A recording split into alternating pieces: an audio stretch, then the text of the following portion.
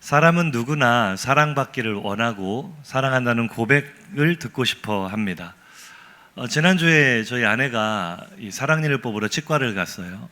가기 전에 되게 불안해하고 아프면 어떡하지? 걱정을 하면서 이렇게 힘들어하면서 갔거든요. 돌아오는데 굉장히 얼굴이 밝고 싱글벙글하는 거예요. 왜 무슨 기분 좋은 일 있으냐고 물어보니까 저희 아내가 또 이렇게 항상 친절하고 또 소녀 같잖아요. 네, 그래요. 저만 그렇게 생각하나요? 간호사가 그랬다는 거예요. 너무 러블리하시네요. 그랬대요. 제가 또 잘못 듣고 너구리 한 게 뭐야 했다가 혼났는데요. 러블리하다. 그 말 들으니까 하루 종일 기분이 좋더라고요. 그런 말 들으면 기분이 좋지 않겠습니까? 저도 사실은 아내에게 그런 사랑 고백을 자주 할 것 같이 생겼죠. 감사합니다. 자주 합니다. 우리는 사랑하는 사람에게 얼마나 자주 사랑 고백을 하고 있는지 한번 생각해 봤으면 좋겠는데요. 먼저 이렇게 한번 생각해 볼까요? 내가 사랑하는 사람에게 가장 듣고 싶은 고백이 있다면 무엇일까? 우리 결혼하신 성도들에게 한번 여쭤볼까요? 도대체 어떤 사탕발림이 아니고 어떤 고백에 넘어가셨기에 결혼해서 살고 계시는지, 내가 들었던 고백을 언제 들었는지 까마득하신 분들 기억을 좀 끄집어내서 내가 무슨 고백을 듣고 이 인간과 살게 되었는지를 한번 생각해 볼 건데요. 요즘 그 고백 멘트 베스트가 있어요. 이런 고백을 하면은 100% 넘어온다고 합니다. 이런 거죠. 혹시 신이 있다고 믿으세요? 저는 믿습니다. 바로 당신. 네, 100%입니다. 이런 것도 있어요. 혹시 달이세요? 밤마다 너무 떠오르네요. 이 분위기 어떻게 하죠? 당신만 보면 비가 옵니다. 심장마비. 이거 좀 괜찮네요. 세계 3대 마요가 뭔지 아세요? 참치 마요, 치킨 마요, 내 마음 훔치지 마요. 이건 좀 별로인데 마지막 하나만 더 할까요? 비 올 때 우산 쓰지 마세요. 꽃은 물을 먹어야 하니까. 별로 평소에 고백을 안 하고 안 듣고 사시는군요. 별 반응이 없는 걸 보니 우리 청년들이 왜 연애를 못하는지 알 것 같습니다. 좀 주접스러운 것 같지만 이런 말을 사랑하는 사람한테 들으면은요, 들어도 질리지 않고 너무나 좋지요. 반응이 없으신 건 별로 안 들어보셨기 때문이라고 저는 생각하고 넘어가겠습니다. 오늘 본문에 우리 주님이 그러셨던 것 같아요. 사랑하는 제자들에게 주님이 꼭 듣고 싶은 고백이 있었던 것 같아요. 그래서 그 고백을 그냥 먼저 해주면 좋을 텐데, 우리 이 연애하고 있는 청년들 사랑하는 고백을 안 하면 어떻게 해야 돼요? 하게 해야죠. 옆구리를 찔러서라도 고백을 유도해야 됩니다. 그래서 주님도 오늘 우리 제자들에게 본인이 듣고 싶은 고백을 듣기 위해서 이제 이렇게 빌드업을 하시는 장면이 오늘 27절인데요. 제자들에게 물으셨어요. 제자들에게. 자, 제자들에게 듣고 싶은 말이 있어서 제자들에게 물어보셨으니까 바로 주님의 질문의 요지는 그거잖아요. 내가 누구게? 이거잖아요. 내가 누구냐? 이 말을 묻고 싶은 건데 제자들에게 물어보면서 누구 이야기를 꺼냅니까? 사람들이 나를 누구라 하느냐? 아니, 제자들에게 듣고 싶은 말이 있으면 제자들에게 바로 물어보시지 왜 엉뚱하게 사람들을 끌고 와서 사람들이 나를 누구라고 하느냐라고 물어보실까?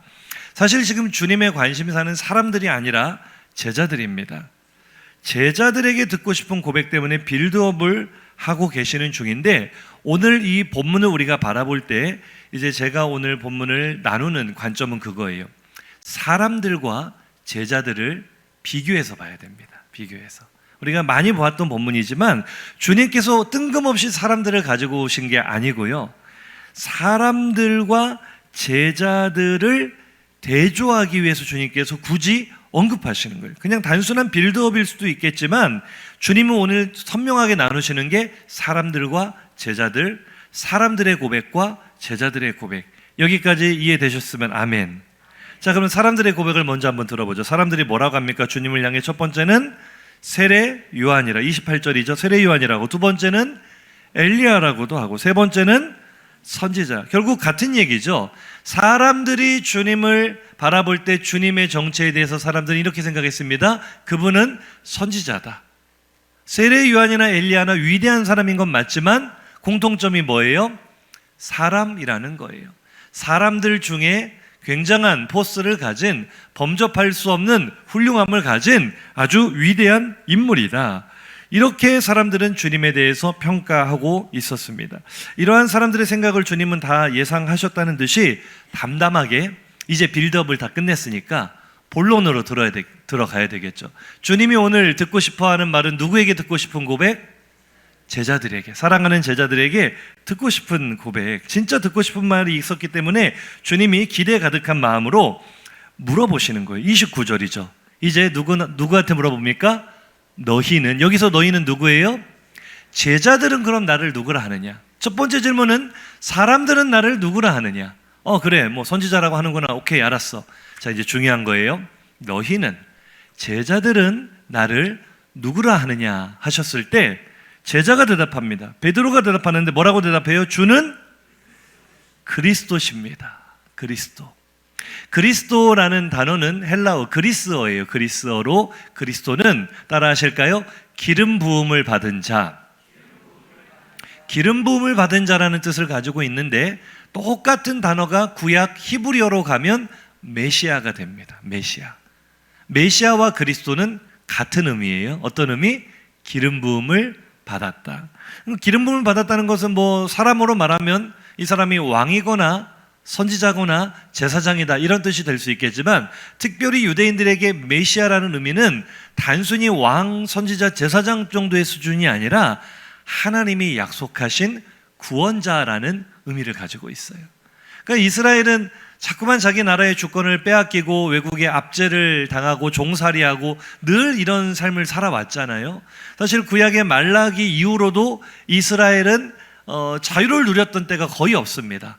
제국들의 그냥 이 식민지로 살았던 거죠. 바벨론의 식민지였고, 그 다음에는 페르시아의 식민지였고, 그 다음에는 알렉산더 마케도니아의 식민지였고, 그리고 나서는 이제 뭐 또 여러 이제 프톨레미 왕조나 이 여러 이런 왕조들의 지배를 받다가 잠깐 독립을 얻은 적도 있지만 짧아요. 하스모니아 왕조라고 짧은 독립 이후에는 또 로마의 지배를 받기 시작을 했어요. 그러니까 이 예수님 시대까지 유대인들의 마음에는 늘 메시아 대망 사상이라는 게 있었습니다. 메시아가 오시면, 기름 부음 받은 자, 하나님이 약속하신 기름 부음 받은 자가 오시면 우리를 이 압제에서 구원해 주실 것이다. 그러니까 메시아는 선지자 수준의 훌륭한 사람을 의미하는 것이 아니라 하나님이 약속하신 하나님의 사람, 하나님이 보내실 자, 하나님의 구원자, 하나님 수준의 신성을 가진 분으로 그들이 이해하고 있었던 거예요. 특히나 오늘 이 질문을 하시는 장소, 주님께서 이 질문하시는 장소가 오늘 본문 처음에도 나오지만 마태복음 16장 13절에도 동일한 이야기를 이렇게 기록합니다. 예수께서 어디에 이르셔서요? 빌립보 가이사랴. 빌립보 가이사랴라고도 하고 가이사랴 빌립보라고도 하는데 사진을 하나 보여드릴게요. 여기가 바로 가이사랴 빌립보입니다. 이 헤롯 대왕의 아들들 중에 빌립이라는 아들이 갈릴리와 이 북쪽 이스라엘 부분을 다스리게 되었는데 당시는 로마의 통치를 받고 로마의 인정을 받아 이곳을 다스리는 분봉왕이었기 때문에 이 빌립은 로마 황제의 환심을 사고 싶었어요. 자신의 정권을 유지하기 위해.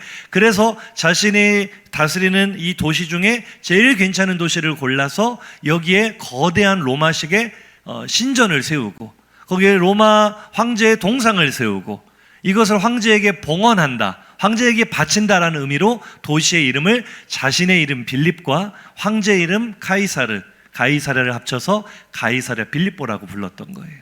이 가이사랴 빌립보는 제가 또 직접 성지순례 가서 찍은 사진이거든요. 제가 또 여기에 가서 사진을 찍었다는 거 아닙니까? 베드로에게, 아니 주님의 제자들에게 너희는 나를 누구라 하냐 했던 장소가 바로 저 장소예요. 여기서 보면은요, 이제 다음 사진 보시면 이게 헤롯 빌립이 이 신전을 세우기 이전부터 여기가 그 이전부터 있었던 신전터거든요. 신전터. 그래서 안내판을 보면은 이 다음 사진 보시면 이 자리가 어떤 자리냐? 이 판의 성소다라고 안내판이 붙어 있는데 저 가운데 있는 사진이 옛날에 이 자리에 저렇게 거대한 신전이 있었다라는 것을 유적으로 보여주는 거예요. 이 판이라는 시는 이 그리스 신화에 나오는 자연의 신이고 목축의 신이고 쾌락의 신으로 알려진 신인데, 모습이 염소와 사람이 섞여 있는 좀 흉측한 모습을 가진 신입니다. 그래서 사람들이 이 신을 보면은 너무나 그 모습이 기괴해서 충격과 공포를 느낀다고 해서 영어로 패닉이라는 단어가 바로 파닉에서 나온 단어예요. 이 파닉신을 보면 사람들이 공포를 느낀다 해서 패닉이라는 단어가 여기서 나왔거든요. 어쨌거나 그 고대로부터 이 사람들은 이 가이사랴 빌립보에서 판이라는 신을 섬겼던 겁니다.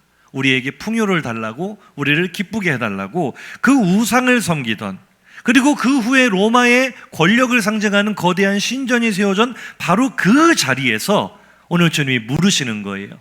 너희는 나를 누구라 하느냐? 이게 사람들이 나를 누구라 하느냐라는 질문과는 굉장히 좀 수준이 달라요. 굉장히 딥한 질문입니다. 누가 진짜 신이라고 생각하느냐? 이 의도가 깔려있는 질문이죠. 그래서 주님이 이 신전이 있는 가이사랴 빌립보에서 그것을 물어봤을 때, 또 12제자 중에 언제나 우리에게 또 마음에 기쁨을 주는 우리 베드로 형님이 불쑥 나서서 100점짜리 대답을 합니다. 주는 그리스도이십니다. 그리스도이십니다.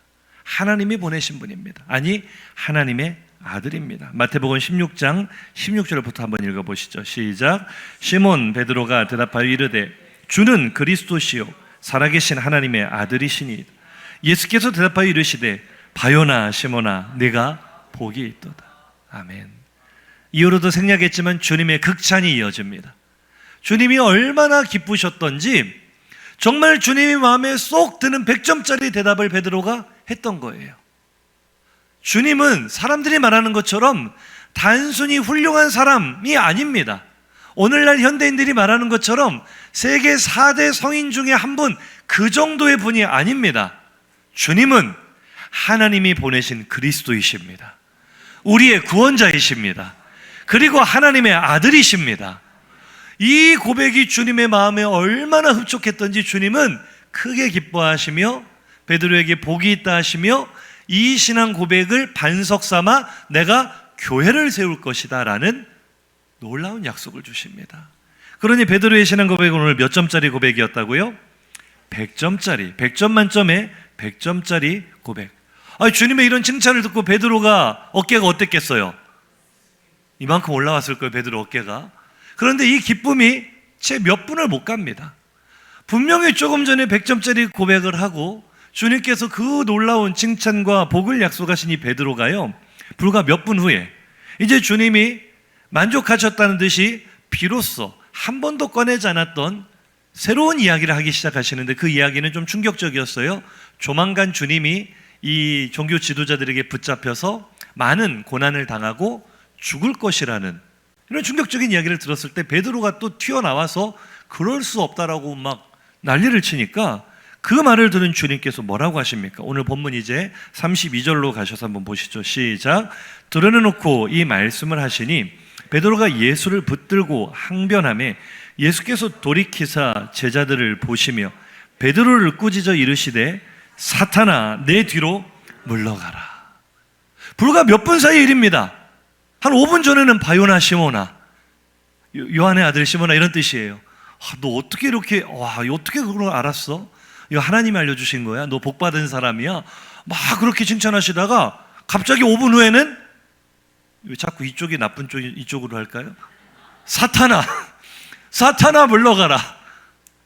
갑자기 반석에서 사탄으로, 이게 너무 롤러코스터가 심하잖아요. 우리 주님이 조울증이 있으신가? 왜 이렇게 왔다 갔다 하시는지. 그런데 자, 잘 보세요. 이제 조금 전 말씀 다시 한번 띄워보시면 베드로가 사실은 입이 방정이라 대표로 혼이 난 거지, 베드로가 혼이 나긴 했지만 사실은 주님이 이 말씀하실 누구를 보고 말씀하세요? 제자들을. 제가 오늘 본문을 볼 때 두 가지를 염두에 두고 보시라 그랬죠. 한쪽은 사람들이냐, 또 나머지 한쪽은 제자들이냐. 오늘 주님이 사탄아 물러가라라고 아주 강하게 혼쭐을 내시는 대상은 사람들이 아니었어요. 제자들을 바라보시며 베드로가 혼나고 있지만 사실은 제자들 모두에게 사탄아 물러가라. 왜요? 말은 베드로가 했지만 다른 모든 제자들의 마음도 아니 어쩌면 오늘 우리들의 마음도 베드로와 별로 다르지 않다는 거예요. 그래서 주님이 너무나 화가 나셨어요. 사람들이 그랬다면 사탄아 물러가라 이 정도로 심한 말은 안 하셨을 것 같아요. 그런데 제자들이 그런 반응을 보였을 때 주님은 참으실 수 없었어요. 사탄아 물러가라. 그러니까 오늘 주님은 이 베드로의 대답이 사람들과 제자들을 주님은 오늘 말씀 처음부터 구분하시거든요. 아주 선명하게 구분하십니다. 사람들은 나를 누구라 하느냐? 그럼 너희들은, 제자들은 나를 누구라 하느냐? 구분하셨는데 이게 베드로가 그리스도이십니다라고 할 때까지는 이 선명한 구분점이 있었기 때문에 주님이 너무 기뻐하셨던 거예요. 이해가 되시죠? 근데 두 번째 베드로가 그럴 수 없습니다라고 주님께 항변하는 순간 사람들과 제자들의 구분이 없어져 버렸어요. 주님이 세우신 선명한 구분이 희석되어 버렸어요. 그때 주님은 진노하셨습니다. 분노하셨습니다. 제자들이 사람들이 되었을 때 주님은 사탄아 물러가라. 자, 오늘 이 주님이 사람들과 제자들을 어떻게 구분하는지 한번 보세요. 29절부터인데요. 자, 또 물으시되 너희는 나를 누구라 하느냐? 이 질문은 누구에게 하셨다고요? 제자들에게 하셨더니 제자들의 대답이 주는 그리스도이십니다. 너무 좋아하셨죠. 그런데 마태복음에는 베드로를 칭찬하는 장면이 나오지만 오늘 마가복음 본문에는 주는 그리스도이십니다라는 제자들의 답변을 들으시자마자 바로 주님께서 뭐라고 하십니까? 아무에게도 말하지 말아라. 퀴즈입니다. 여기에서 아무에게도는 제자일까요? 사람일까요? 아유, 신령하십니다. 어떻게 이렇게 잘하세요? 제자들의 고백을 들으신 주님은 사람들에게 이거 말하지 마라고 구분하십니다. 당신은 선지자가 아닙니다. 당신은 하나님의 아들이십니다. 이 고백을 듣고 너무나 흡족하셨지만 주님은 그래, 이 고백을 했으니 이제 내가 너희들에게 제자의 길을 가르쳐 주마. 그런데 사람들에게는 공유하지 마. 아직은 때가 아니야. 그들은 들어도 이해할 수도 없고 깨달을 수도 없고 너희들처럼 고백할 수도 없어라고 우리 주님은 오늘 본문에서 제자들과 사람들을 계속해서 구분하고 계시다는 것을 기억하시기 바랍니다. 아무에게도 말하지 말라. 사람들에게 말하지 말라 그랬어요. 그러니까 주님께서 지금 제자의 길과 사람의 길을 나누고 계시는 거죠. 사람의 일과 하나님의 일이 다르다는 것을 나누고 계시는 거예요. 완전히 나눠놓은 상태에서 이제 제자들에게 하나님의 일이 무엇인가, 제자의 길이 무엇인가를 비로소 말씀하셨다라고 성경이 기록합니다. 비로소가 중요해요. 자, 8장 31절입니다. 시작. 인자가 많은 고난을 받고 장로들과 대제사장들과 서기관들에게 버림받아 죽임을 당하고 사흘 만에 살아나야 할 것을 비로소 그들에게 가르치시다. 비로소 누구에게요? 제자들에게. 사람들에게는 이런 거 안 가르쳐 주세요. 왜요? 그들은 예수님이 누구신지도 모르기 때문에 말해도 못 알아들어요. 감당할 수가 없어요. 그래서 제자다운 대답을 한 제자들에게, 사람들과 구분된 제자들에게 제자의 길을 말씀하기 시작하시는 거예요. 제자도를 말씀하시는 거예요. 하나님의 일을 말씀하시는 거예요. 그런데 그들이 들은 하나님의 일이 무엇입니까? 그래, 너희가 고백한 그 그리스도가, 너희가 고백한 하나님의 아들이 곧 죽게 될 거야. 고난을 당하게 될 거야. 그리고 살아날 거야. 근데 제자들의 말에는 살아날 거는 들리지도 않아요. 언어의 초도 효과라는 게 있어요. 처음 너무나 충격적인 얘기를 들으면 뒤에 말은 들리지가 않아요. 제가 아내의 말을 듣고 너구리만 들렸던 것처럼 안 들려요. 안 들려요. 제자들에게는 주님이, 그리스도가 고난을 당해? 메시아가 죽어? 말이 돼? 이게 너무 크게 다가오는 거예요. 베드로가 급발진을 하는 겁니다. 근데 오늘 이 장면이요, 우리 성경이 너무 점잖하게 번역을 해놨어요. 자, 원어로 한번 들어가서 볼게요. 32절, 33절 한번 보겠습니다. 드러내놓고 이 말씀을 하시니 베드로가 예수를 붙들고 항변함에 따졌다라고 번역해놨는데 이 헬라어 단어가 에피티마오라는 단어를 썼는데요. 이 단어가 다음 절에 바로 나와요. 계속 읽어볼까요? 예수께서 돌이켜서 제자들을 보시며 베드로를 꾸짖어 이르시다 할 때 꾸짖다라는 단어가 에피티마오예요. 그러니까 이게 무슨 말이에요? 이 단어는 언제 신약 성경에 나오는 단어냐면 예수님께서 더러운 귀신을 꾸짖으셨다, 예수께서 바다와 바람을 꾸짖으셨다 할 때 쓰이는 단어를 누구한테 지금 쓰고 있는 거예요? 베드로가 주님한테. 여러분은 지금 놀라운 하극상의 장면을 보고 계시는 겁니다. 이 인간이 미친 것 같아요. 이 순간만큼은 이게 돌아버렸어요. 이번만큼은 주님이 잘못했다는 겁니다. 베드로가 주님을 혼내는 거예요. 주님을 꾸짖는 거예요. 자기가 무슨 정호성도 아닌데 사과해요 나한테, 이러고 있는 거예요. 이러실 수가 있다는 거죠. 메시아가, 그리스도가 나한테 이럴 수는 없다. 베드로가 왜 이렇게 화가 났습니까? 자, 베드로는 분명히 예수님을 향해 당신은 그리스도이십니다 라고 고백을 했어요. 그런데 베드로가 고백한 그리스도는 그렇게 죽는 존재가 아니에요. 그리스도는 메시아니까, 우리를 구원할 존재니까 이 로마를 빨리 물리쳐 버리고 왕의 자리에 앉아야지, 이게 베드로가 고백한 그리스도였습니다. 쉽게 말해, 주님, 제가 보니 주님은 왕이 될 상이십니다, 이 고백을 한 거예요. 주님은 여기서 이렇게 시골 갈릴리 이런 동네를 다니실 분이 아니고 주님은 왕의 자리에 앉으셔야 될 분입니다. 그 고백이 바로 베드로에게는 당신은 그리스도이십니다, 이 고백이었어요. 그런데 주님이 말씀하시는 그리스도는 뭐예요? 죽어야 되는 존재예요. 그러니까 베드로의 고백은 입술로는 100점짜리였는데 그리스도에 대한 이해는 주님과 베드로가 완전히 정반대였던 거예요. 이해가 되시면 아멘. 오늘 좀 어려운 설교인데 최대한 쉽게 하고 있습니다. 잘 따라오고 계시죠? 아멘. 베드로는요, 너무 화가 난 거죠. 죽긴 왜 죽어, 주님이. 내가 배와 그물을 다 버리고 주님께 인생을 올인했는데 왕이 되셔야지. 그래야 나도 그 왕 밑에서 부귀 영화를 누리지. 이 마음이 베드로만 있었을까요? 제자들도 있었을까요? 똑같아요. 그러니까 길 가다가 누가 높냐? 세베대의 아들 요한과 야고보가 주님께 오른편 왼편에 앉게 해달라고 청탁했다는 것 때문에 대판 싸움이 일어났잖아요. 누가 높냐? 이 제자들의 모든 관심사는 우리 주님은 왕이 될 상이다, 곧 왕이 되신다, 그럼 누가 국무총리 할 거냐, 이거 가지고 싸우는 거예요. 그들이 이해한 그리스도는 그런 것이었습니다. 베드로의 신앙 고백 자체로는 흠잡을 데 없었지만 그가 생각하는 그리스도는 영광과 존귀와 승리를 얻으셔야 될 분, 그래서 나도 그 뒤를 따라 부귀 영화를 누리게 될 기대. 그렇지 않아요? 우리가 교회 다닐 때, 예수 믿을 때 그런 기대로 시작하지 않습니까? 예수 믿으면 복 받겠지, 잘 되겠지. 복 받기 싫으신 분들만 계신지 아멘 하면 복이 임할 줄 믿습니다. 자녀들의 앞길이 열리겠지, 남편의 승진길이 열리겠지, 건강하겠지, 결혼도 잘하겠지. 아멘이 좀 커졌어요 이제. 이런 기대로 예수 믿는 거 아닙니까? 그런데 그런 마음을 가지고 있는 제자들을 향해 주님이 뭐라고 책망하시는지 33절을 다시 보시죠.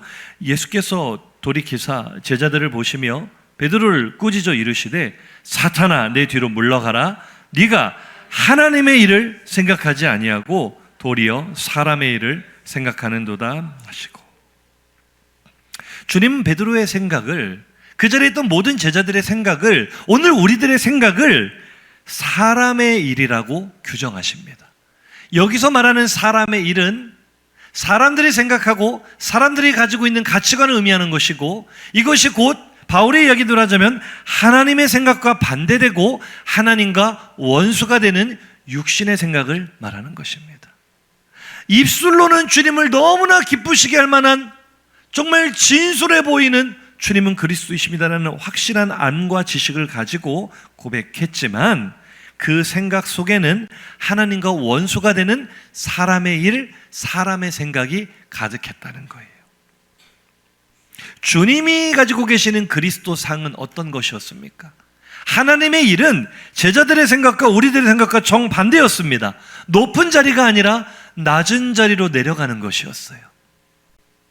영광이 아니라 수치와 고난을 당하는 것이었어요. 섬김을 받는 것이 아니라 자기 목숨을 대속물로 내어주기까지 희생하고 섬기는 삶이 진정 그리스도고 하나님의 아들이었다는 사실을 우리는 알고 있습니다. 아멘이시죠? 그러나 제자들의 세계관에서는 이것을 받아들이기가 너무나 어려웠던 거예요.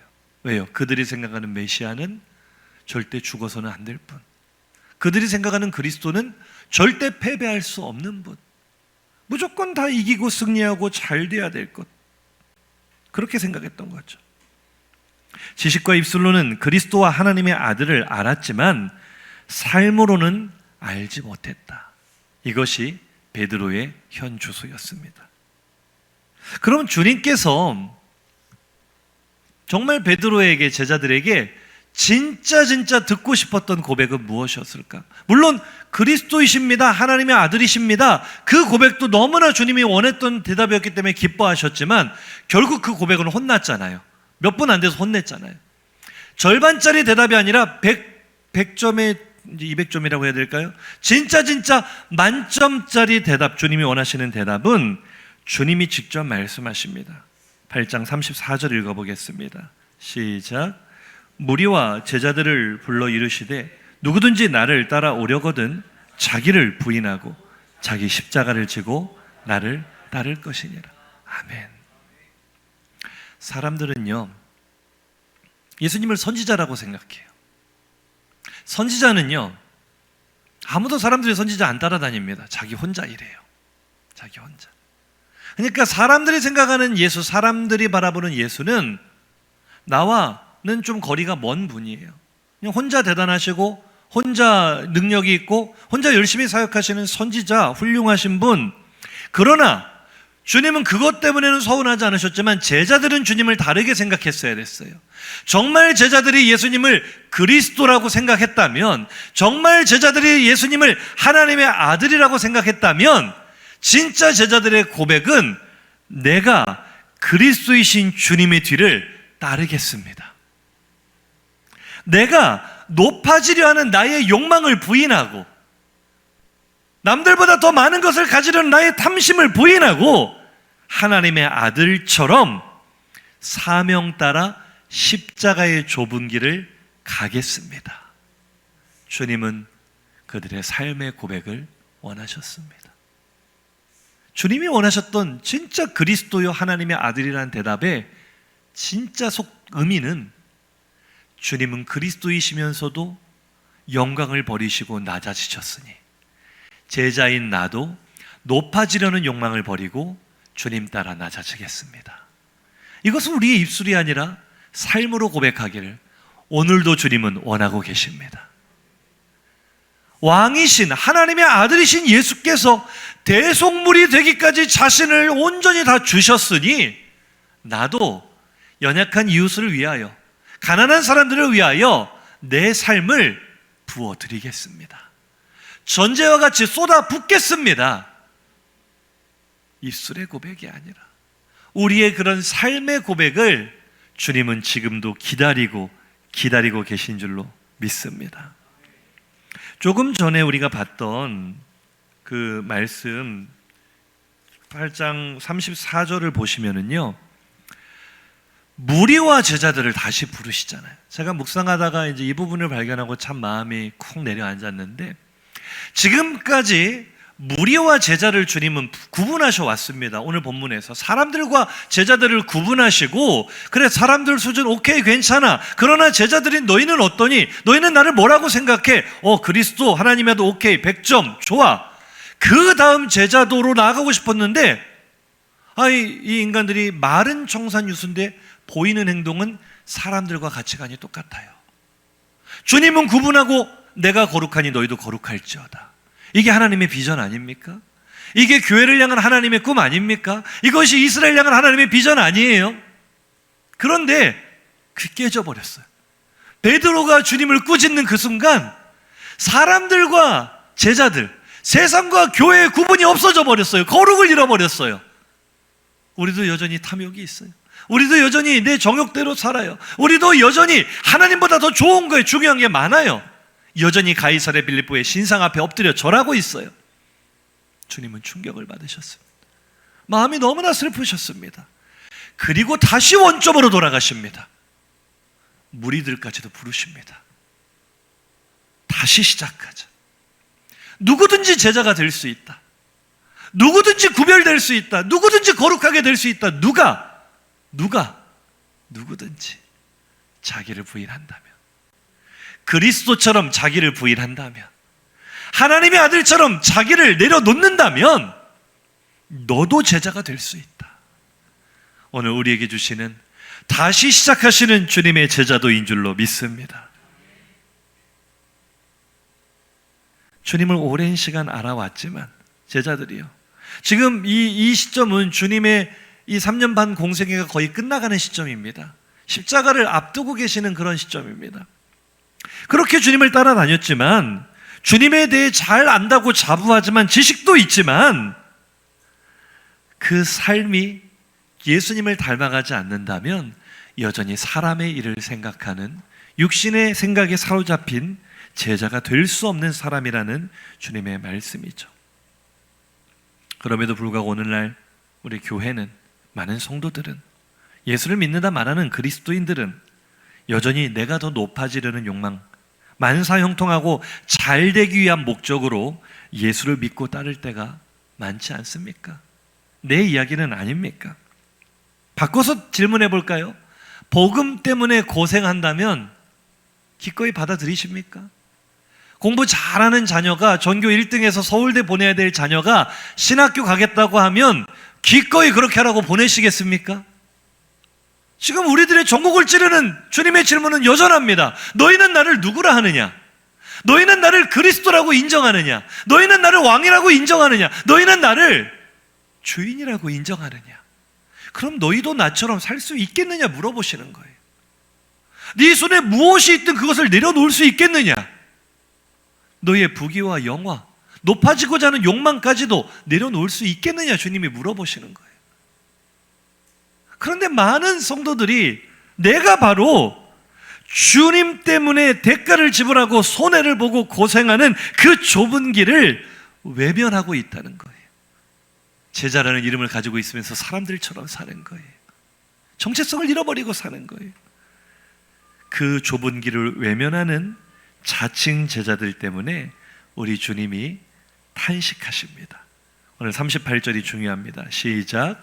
누구든지 이 음란하고 죄 많은 세대에서 나와 내 말을 부끄러워하며 인자도 아버지의 영광으로 거룩한 천사들과 함께 올 때 그 사람을 부끄러워하리라. 아멘. 이 말씀을 우리 마음에 새겼으면 좋겠습니다. 음란하고 죄 많은 세대. 그래서 바울은 우리에게 이 세대를 본받지 말라고 권면하는 거 아닙니까? 우리가 살고 있는 세대는 사람들의 세계입니다. 우리가 살고 있는 이 세상은 사람들의 세상입니다. 그래서 사람의 일을 생각합니다. 높아지는 데 목적을 둡니다. 나의 욕망을 이루는 것을 최고의 가치로 여깁니다. 그런데 그런 가치를 가지고 살아가면 그리스도요, 하나님의 아들이신 예수가 걸어가신 길을 따라가는, 그러니까 세상의 가치관과 다른 좁은 길을 걸어가는 삶이 너무 우스워 보여요. 너무 안 돼 보여요. 너무 부끄러워 보여요. 그래서 그 길을 외면하게 돼요. 주님이 그것을 말씀하시는 거예요. 너희가 제자들이라고 하고 있는데 인자가 걸어간, 예수께서 걸어가신 그 좁은 길을 너희가 외면한다면 주님께서 다시 오실 때 너희들을 외면하리라. 너희들이 주여 주여 아무리 외쳐도 내가 너희를 도무지 알지 못한다고 외면할 것이다. 사랑하는 성도님들, 좁은 길을 외면하지 마시기를 예수 이름으로 축복합니다. 한번 나 자신에게 물어보시죠. 저를 따라 한번 질문해 보시겠습니까? 나는 주님의 주인 되심을 입술로만 고백하는가? 삶으로 고백하는가? 삶으로 고백하시기를 예수 이름으로 축복합니다. 저는 오늘 주님이 가장 듣고 싶어 하시는 고백을 성경이 아니라 삼국지에서 찾았습니다. 목사는 삼국지를 보다가도 은혜를 받아요. 그 삼국지의 미스테리 아십니까? 최고의 미스테리. 그 유비의 의형제였던 관우와 장비는 각각 만인지적이라고 불리는 사람들입니다. 한 사람이 10,000명을 상대할 수 있다는 삼국지 최고의 무력을 가진 장군들이었어요. 그런데 유비는 우리가 삼국지 여러 매체를 통해 만화나 영화 같은 걸 봤을 때 관우나 장비는 그렇잖아요. 막 덩치도 크고 우락부락하고 막 이렇게 생겼는데 상대적으로 유비는 어떻죠? 굉장히 이렇게 곱상하고 잘생기고 이렇게 군주니까 유비는 직접 자기가 손에 피 안 묻히고 이제 부하들 시켜서 이렇게 왕이 되는 그런 이미지, 유약한 이미지잖아요. 그러면 이제 미스테리인가? 그 삼국지 최고의 용장이라 말할 수 있는 관우와 장비가 왜 조조처럼 유능한 지휘관을 따르지 않고 유비는 거의 일평생을 도망만 다니거든요. 그 빛을 본 날이 별로 안 돼요. 맨날 정처 없이 떠돌이 인생이었는데 왜 쥐뿔도 없고 별 볼 일 없는 유약한 군주인 유비를 따라갔을까? 그 10,000명을 상대할 수 있는 대단한 인물들이, 그 외에도 많은 인물들이 유비를 따르잖아요. 도대체 왜 그랬을까? 그런데 알고 보니 이제 새로운 썰이 나왔습니다. 알고 보니 유비가 유약한 게 아니라 관우나 장비를 때려잡을 수 있는 깡패 두목이었다. 유비 패왕설이라고 들어보셨습니까? 힘으로 제압해서 우리가 생각하는 그런 이미지가 아니라, 그래서 삼국지에 보면은 최고의 천재 책사인 제갈량도 유비에게 이렇게 딱 오잖아요. 이것도 말로 설득한 게 아니라 몸의 대화로 설득한 게 아닌가. 그래서 그런 주장을 하는 분이 있어요. 삼고초려가 아니라 3초의 시간을 주겠다, 3초 고려해서 제갈량을 영입했다, 그런 말을 하는 게 있는데 여기까지는 우스갯소리인데요. 두 번째 진짜 삼국지의 미스터리는 이거예요. 유비, 관우, 장비가 다 죽었어요. 다 죽었을 때 이미 그 유비의 나라는 힘이 약했고 거의 이 대륙은 이 반란군인 조조가 거의 절반 이상의 대륙을 차지하고 거의 황제 노릇을 하고 있는 상황. 유비의 평생 꿈이 뭡니까? 저 반역자 조조를 처단하고 이 나라를 통일하는 것, 다시 한나라 왕실을 부흥하는 꿈을 꾸다가 꿈을 못 이루고 죽었단 말이죠.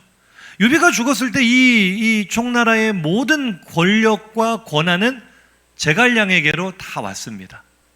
그런데 이 제갈량이요, 유비가 죽고 관우가 죽고 장비가 죽고 아무도 자기를 견제할 세력이 없는데 왕위를 빼앗지 않아요. 특히 유비의 아들은 굉장히 무능하기로 유명한 무능한 왕이었기 때문에 차라리 제갈량이 왕이 됐으면 더 잘했겠다라고 싶은데 제갈량은요 끝까지 충성합니다. 아까 말했던 그분들은 그 유비가 살아생전에 하도 많이 당해가지고 그 PTSD 때문에 끝까지 충성했다라고 말하는 분도 있는데, 그게 아니라 제갈량이 왜 그렇게 충성했는가? 끝까지 그 죽은 군주인 유비의 꿈을 이루기 위해 출사표를 내걸고 나가서 죽을 때까지 조조와 싸우는 모습, 이유는 알 수 없지만 그 장면 속에서 우리는 주님이 원하시는 고백을 찾을 수 있습니다. 잠시 영상을 통해 보고 설교를 마무리하겠습니다. 소리 좀 키워주시죠. 제갈량의 출사표입니다. 我5次兴兵，耗尽一州财力，陇上多战死之骨，田间尽思亲之腹。亮辅佐主公起兵之时，为的是太平，是一统啊！谁又能料到，竟然事与愿违至此？然而，大汉偏安，若不收复长安，则迟早为魏吞并。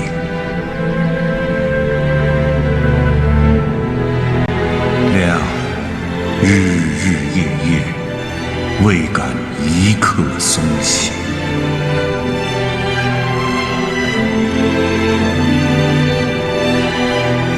主公啊，你告诉亮，何为对，何为错？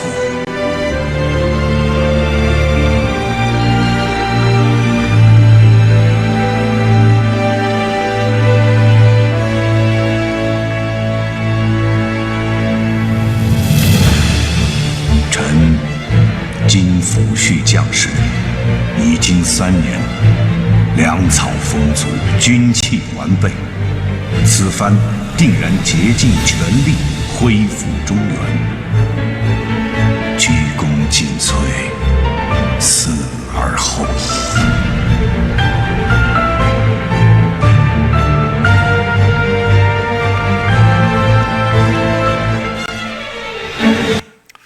너무 저만 은혜를 받은 것 같은데 이 제갈량의 마지막 대사요. 국공진최 사이후이. 내 몸이 부서지도록 충성하고, 국공이란 건 내 몸을 굽히겠다. 병이 들어 내 몸의 기력이 다할 때까지 충성한 뒤에 언제 멈출 것인가? 내 목숨이 끊어질 때 멈출 것입니다. 사람입니다. 제갈량에게 유비는 군주였지만 사람이에요. 이미 죽은 사람이에요. 그러나 그의 뜻을 받들어 그가 못대한 꿈을 이루기 위해 내 몸이 부서질 때까지 충성하고 숨이 다하면 멈추겠습니다. 오늘 주님께서 나에게 듣기 원하시는 가장 기뻐하시는 고백, 주님 걸어가신 그 좁은 길, 내 생명 다하는 순간까지 포기하지 않고 걸어가겠습니다. 그 고백이 우리에게 있기를 간절히 소망합니다. 옆 사람과 인사하시죠. 포기하지 맙시다. 몸이 부서지도록 충성합시다. 연말만 되면 전화 오는 게 겁나요. 전화 좀 하지 마세요. 목사님, 내년에는 뭐가 어찌저찌 저찌저 해서 못하겠어요. 힘들어요. 안 할래요. 한 번 더 인사합시다. 다 힘듭니다. 아니, 제갈량도 국궁진쉐 몸이 부서질 때까지 충성하겠다는데 한 번 더 인사하시죠. 아직 안 부서지셨잖아요. 끝까지 가봐야죠. 끝까지. 누구나 지치고 힘들 수 있습니다. 외로울 수 있어요. 괴로울 수 있어요. 그만두고 싶을 수 있어요. 열매가 없으면 최선을 다했는데 오히려 계속해서 실패만 하면 그만두고 싶을 때가 있습니다. 그러나 너희는 나를 누구로 아느냐? 주는 그리스도이십니다. 낮아지는 것을 알면서, 죽을 줄 알면서 그 좁은 길을 걸어가신 나의 왕이십니다. 하나님의 아들이십니다. 나의 주인이십니다. 그 고백이 나의 진실한 고백이라면 이제 우리의 삶으로 고백되어지기를 간절히 소망합니다. 연말이 되었다고 사명의 자리 내려놓으려 하지 마시고 끝까지 충성하는 삶으로 주님의 주인 되심을 고백할 수 있기를 간절히 소망합니다. 들은 말씀 생각하며 우리 결단의 찬양으로 주 앞에 나가겠습니다. 주님이 원하십니다. 주님이 오늘 나의 고백을 원하십니다. 우리는 입술로는 주님을 사랑한다고 고백하지만 정말 삶으로도 그렇게 고백하고 있습니까? 주님이 원하시는 그 고백, 주님이 걸어가신 그 좁은 길을 누군가는 따라서 걸어야 되는 그 고백을 오늘 내가 내 삶으로 주님 앞에 올려드리기를 소망합니다. 우리 말씀을 기억하며 함께 고백합니다. 날 찾아오신 주님, 날 찾아오신 주님, 그 거룩한 음성 내 삶을 부르시네. 내 삶의 이유와 목적은 내 안에 주님 계시는 것. 나를 부인해야 합니다. 날 포기해야만 주님이 계시네. 그곳을 닮을 수 있네. 내 뜻과 의지는 십자가 배우고 주 말씀 내 안에. 우리 그 좁은 길 걸어갑시다. 주께서 원하시면 나 드리리. 주님 앞에 나의 생명과 그 무엇도 아까울 것 없으니 주께서 보내시면 나는 가리. 절망과 어둠의 골짜기 우리 주님의 복음의 증인 되어